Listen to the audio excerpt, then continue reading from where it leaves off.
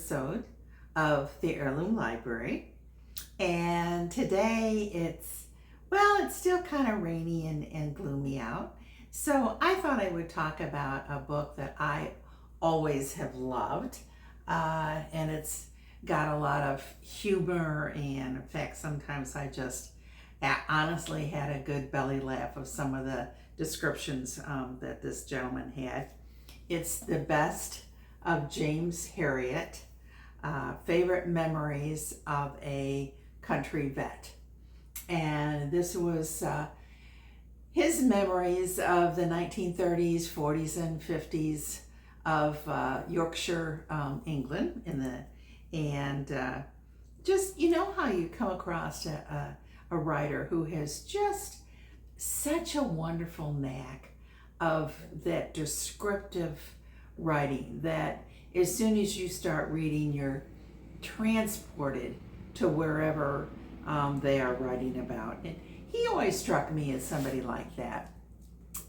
You know, it was, I've always loved animals, so I guess this is one of the reasons why it was fun to read this. And this actually was made into a TV series in the, I want to say the first time, I think it was in the 1980s, All Creatures Great and Small, and then not recently, within the last 4 or 5 years, I think, there's a new episode of recreation of it on PBS called also All Creatures Great and Small. And anyway, he was the books that he wrote. I think he wrote quite a few. It was a series that he did, and I think he did them mostly in the 70s. And he has All Creatures Great and Small, All Things Bright and Beautiful, All Things Wise and Wonderful, James Herriot's Yorkshire, and The Lord God Made Them All. Anyway, like I said, I just absolutely love to read him. And, you know, that's, I think, one of the wonderful things about reading books is that you truly are transported to a particular time and place. And I've not been to Yorkshire and certainly wasn't alive at the time in the early years, especially that he was talking about. In the 50s, I was still just a young kid. But anyway, it just was a wonderful, able to peer into that particular time. And it's kind of fun too to think about all the different, or lack, I guess, of drugs and different things that they had, or they didn't have, I should say, for treating animals, and some of the more antiquated things that they had to use. Anyway, I have a short little description of when he just arrives, and there's they already had a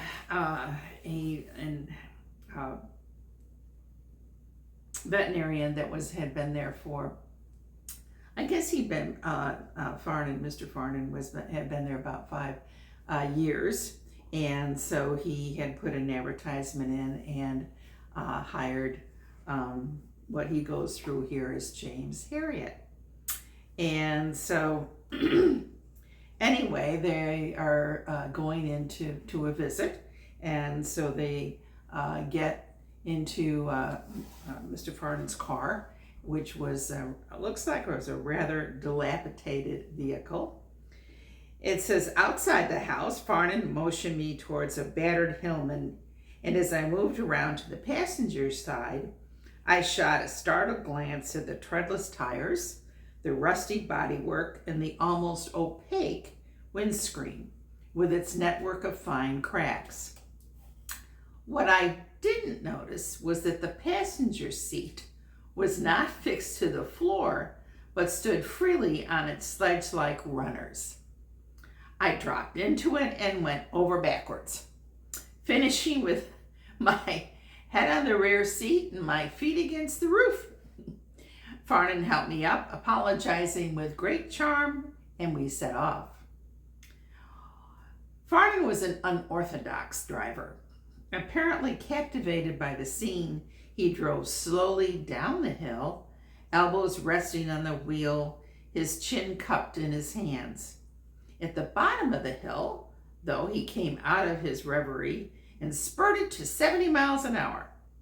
The old car rocked crazily along the narrow road, and my movable seat slewed from side to side as I jammed my feet against the floorboards.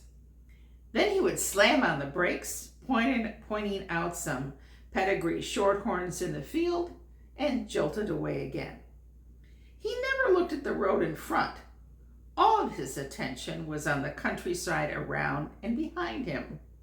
It was that last bit that worried me, because he spent a lot of time driving fast and looking over his shoulder at the same time.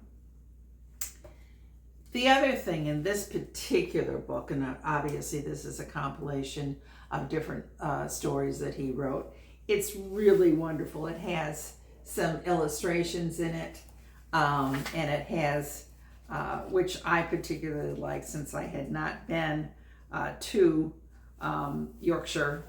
It has absolutely gorgeous pictures of that area in England. So in this case, you could really go through this and picture yourself where he practiced his veterinary medicine. So yeah, it's just a wonderful, and there, such a wonderful book. And like I said, if you're feeling a little blue, sometimes it's great to pick up a book that makes you smile, maybe particularly laugh. Of course, there's some serious situations in the book, as you might expect. But there's also, again, a lot of hysterically funny stories that he tells. And how wonderful, really. This is a story about him, and he's not afraid to expose himself to all the things that he did. Some were not of necessarily his own choosing, but somewhere as you read on and really talk about being able to laugh at yourself. So like I said, I've read all of his books. I've enjoyed every single one of them, and I highly recommend him for reading. So he's just a great author.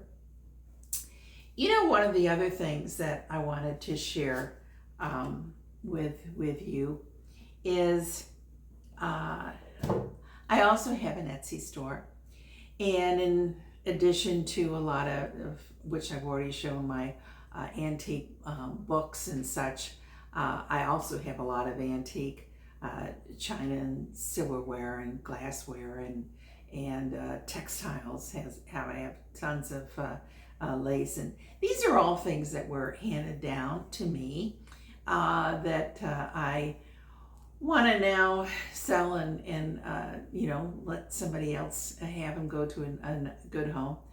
But one of the things, and I love Etsy, but one of the things I don't like is that they let you put on a little 18-second video, and which is nice, but they don't allow any. You can't talk. It's a silent video. So I think on time to time, I'd like to just share with you some of what I think are some kind of more unique things that I had. And one of them is this. And this is actually, and I took out the notes because it was so unusual. Well, let me give you a little background.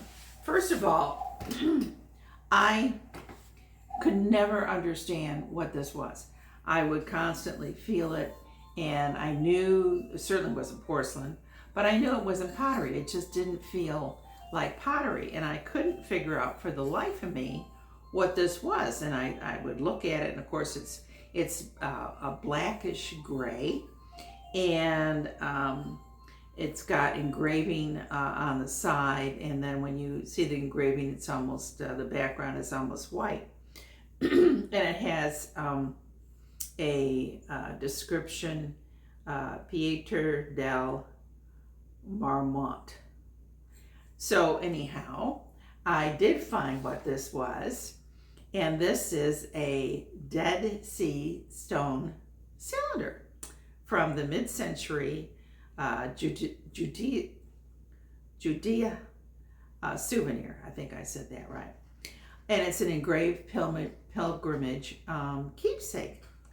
And honestly, I don't know how it came into my family. I don't think anybody that I'm aware of, I don't think ever went over there. The only thing I can think of is somebody that they knew did go to the Dead Sea and bring it back for them. I'm thinking perhaps my grandmother. She that might have been something that she would have really, loved and enjoyed. But anyway, so this is it. This is the little cup. It's not very high. It's at just 2.5 inches, and it's and 2.5 inches wide. And yeah, got some beautiful little engraving, almost like they did it with a very thin knife, and on here, and then more deeper scrolled in the scroll work at the top. So visit my heirloom store.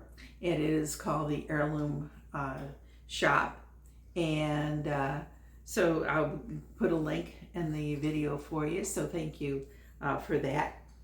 So that's this episode. Thank you so much for joining me, and I hope you will join me on the next one. And please subscribe. And if you have any comments or questions, I would love if you would leave me some comments, and I will make sure that I give you an answer. Thanks.